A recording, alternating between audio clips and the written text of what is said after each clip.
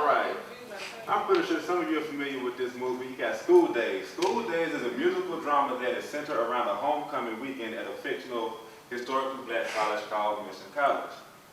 Spike Lee, the director, captured a series of typical events that students face attending HBCUs. The movie shows homecoming events such as football games, step shows, homecoming coordination parades, and conflicts between students and the local community and members of Greek-level organizations and non-members. The controversy of light-skinned versus dark-skinned African-American was a memorable issue that was shown throughout the film. There was a cast of women in the movie who were named the wannabes.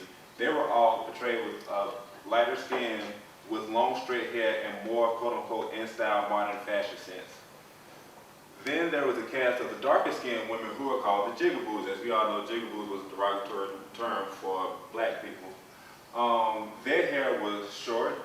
Most of them wore it in a natural style and had a more Afrocentric fashion sense. To enhance the tension on the set, director Spike Lee accommodated the wannabe cast members better than the jigaboos cast members by housing them in better hotels and keeping them separate throughout the filming of the movie. So that way the tension would actually be able to show itself on screen.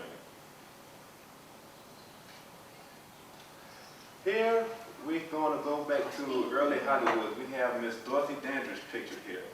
Dandridge was a fair-skinned African-American actress and popular singer. She starred in films such as The Harlem Globetrotters, Bright Road, and her most memorable film, Carmen Jones. Though she didn't win, Dandridge was the first African-American to be nominated for an Academy Award in the Best Actress category in '55. And here we have Lena Horne, who was also a fair-skinned African-American singer, actress, and dancer.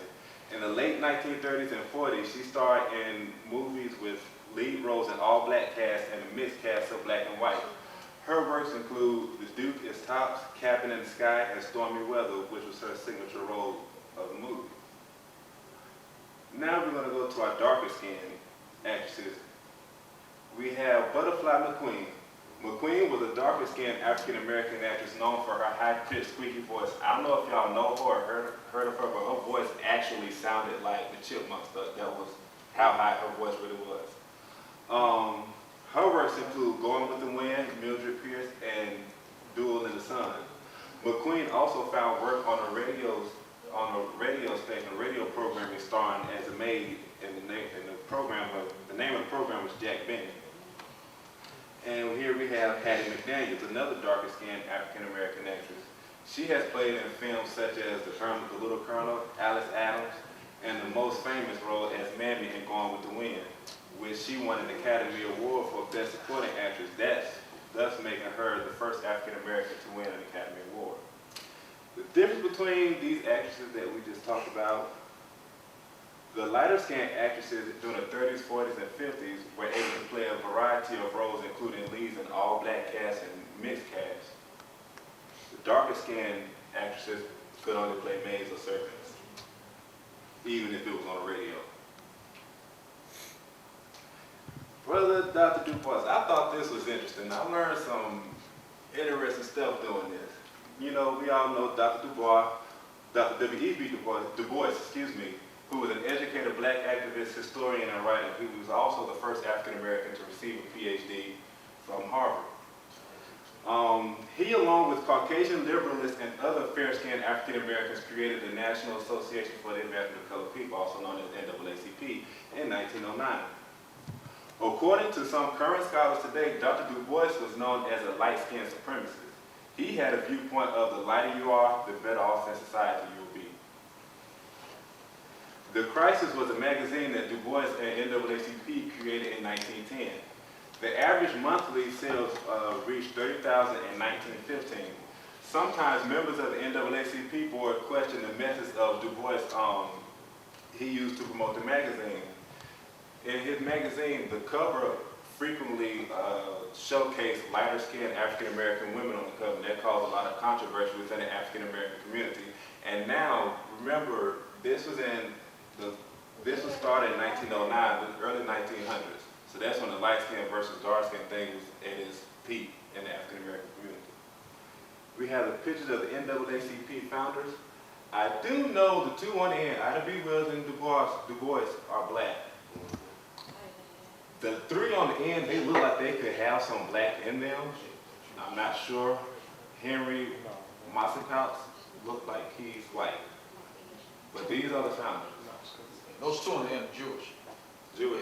Started out with the Niagara movement in Niagara Falls, New York, and those two are Jewish. Yeah. Okay.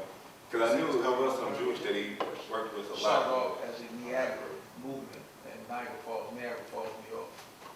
And then to the and here are some covers. You know, they have those in the library. Yeah, they do, on display. And you see you have the covers of the magazine with all light-skinned women. Here we have Brother Marcus Garvey. Garvey was a Jamaican-born activist that experienced discrimination from his own black Jamaican counterparts for being a darker-skinned man. After coming to the United States, he noticed that there was much of the same discrimination amongst African Americans. He went to the NAACP headquarters to pay respects to Du Bois and the cabinet. Garvey recalls being dumbfounded to see that there were few people in the office visibly African American. Most of the staff were either white or African American who were near white in skin tone. He then began to refer to the NAACP as National Association for the Advancement of Certain Colored People. Garvey also noted that in some cities across the nation, that the light-skinned African Americans organized what was called Blue Vein Societies. These were organizations who allowed members interest if their skin was light enough to show their blue veins. And this is actually a spin-off of the brown paper bag test. Anybody familiar with the brown paper bag test? Who has not heard of the brown paper bag test?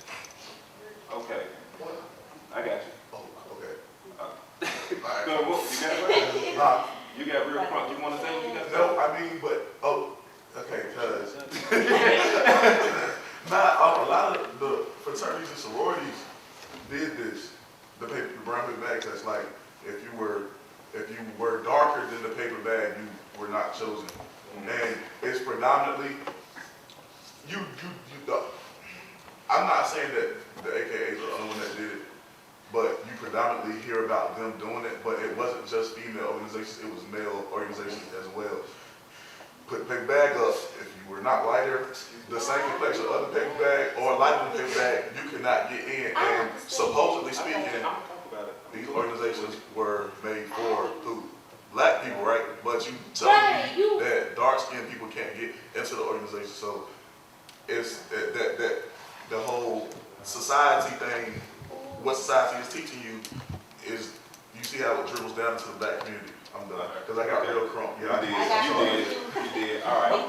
Well, first off, the brown paper bag test was a popular practice in the early 1900s amongst upper-class African-American societies and families to determine if a black person was sufficiently white to gain admittance or acceptance.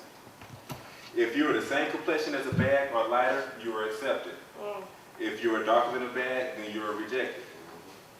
Thousands of black institutions, including schools, churches, businesses, fraternal organizations, and civic groups, all practice this discrimination. The practice, not surprisingly, has its roots in slavery. Light-skinned slaves, women in particular, were viewed as gentler, more kinder, more attractive, smarter, and more delicate than darker-skinned slaves. This, in turn, was embedded into the mentality of the African-American slaves well after the emancipation into future generations. You have Brother Michael Eric Dyson. Dyson is an author and professor of sociology at Georgetown University, and he's also known as a hip-hop intellectual. If you still don't know who he is, I'm pretty sure you all seen that episode of The Game where he called Malik out for being, he was on The Game episode talking about Malik, if y'all seen that episode. He has a book called Come Hell or High Water, where he speaks of the brown paper bag's origins with this quote: "There is too a curious color dynamic that sadly persists in our culture. In fact, New Orleans invented the brown paper bag party, usually at a gathering in a home with anyone darker than the bag attached to the door was denied entrance. The brown bag criteria survives as a metaphor for how the black cultural elite quite literally established caste along color lines within the black life."